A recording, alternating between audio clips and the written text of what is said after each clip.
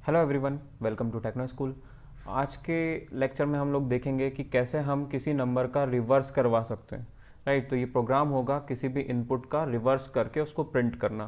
तो ये देखेंगे कैसे कर सकते हैं। फॉर एग्जांपल, हम अगर इनपुट देते हैं 258, तो उसको उसका जो आउटपुट आना चाहिए रिवर्स, वो क्या आना चाहिए 852। ठीक है, तो सबसे पहले हम लोग तीन वेरिएबल बनाते हैं जिनकी हमें आगे प्रोग्राम में ज़रूरत पड़ने वाली है। फर्स्ट वेरिएबल इज़ नम, जो कि हमारी वैल्यू जो भी इनपुट होगी उसको स्टोर करेगा। Then second one is reverse, इसको मैं ज़ीरो पे इनिशियलाइज़ कर रहा हूँ, तो ये रिवर्स की जो भी वैल्यू होगी उसको स्टोर करेगा। एंड देन लास्ट रिमाइंडर, हमें रिमाइंडर की भी ज़रूरत पड़ने वाली है, इसलिए मैं रिमाइंडर भी यहाँ पे डिक्लेयर कर देता हूँ।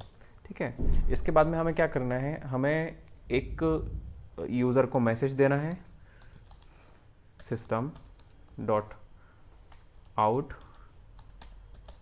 डॉट println, एंड यहाँ पे एक मैसेज देते हैं इंटर द नंबर।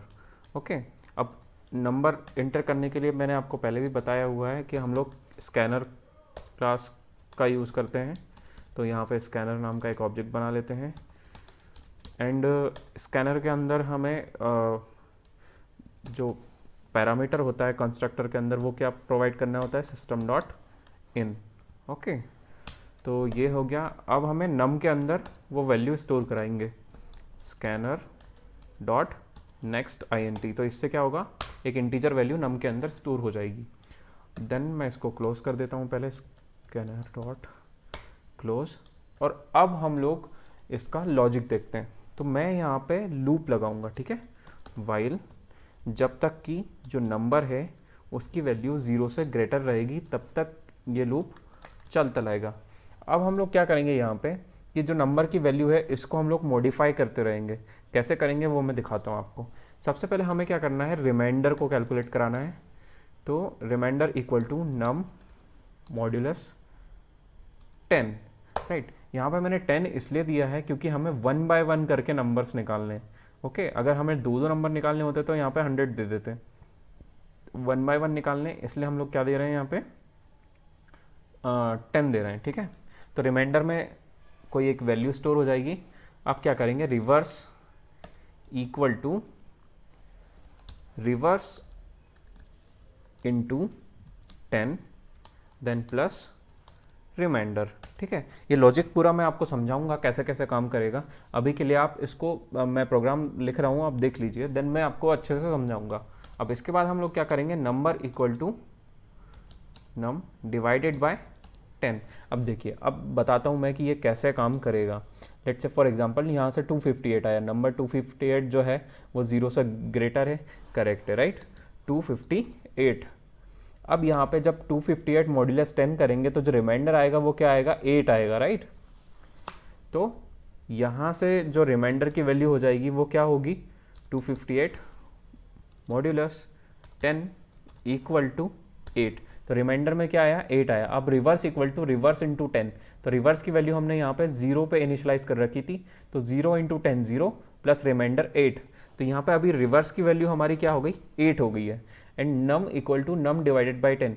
जैसे ही हम लोग इसको डिवाइड बाई 10 करेंगे तो हमारा जो जो नंबर होगा उसकी वैल्यू हो जाएगी 25। ओके, तो ये इस तरीके से काम करेगा।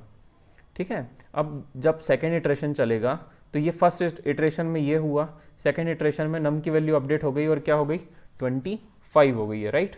तो यहाँ पे जब 25 मॉड्यूलस ऑफ 10 करेंगे तो जो रिमाइंडर आएगा वो क्या आएगा, 5, राइट। अब रिवर्स की वैल्यू 8 थी, राइट, 8 इंटू 10 80, राइट, 80 प्लस जो रिमाइंडर था हमारा वो क्या है, 5 है।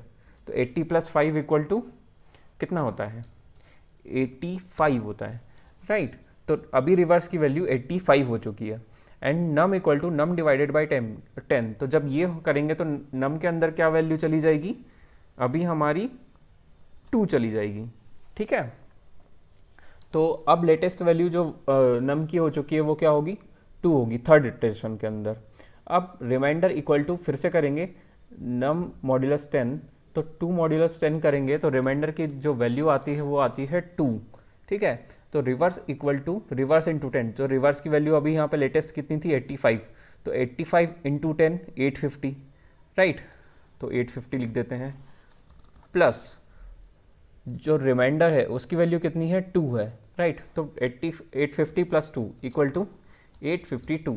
तो ये हमारा क्या हुआ, यहाँ से रिवर्स आ गया। देखिए अब num equal to num by 10, तो 2 बाई 10 करेंगे तो यहाँ पे जो वैल्यू आएगी वो 0 आ जाएगी।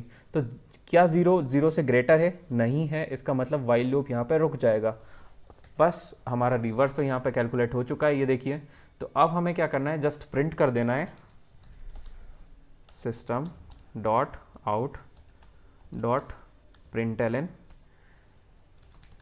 Reverse of the given number is plus reverse, ठीक है।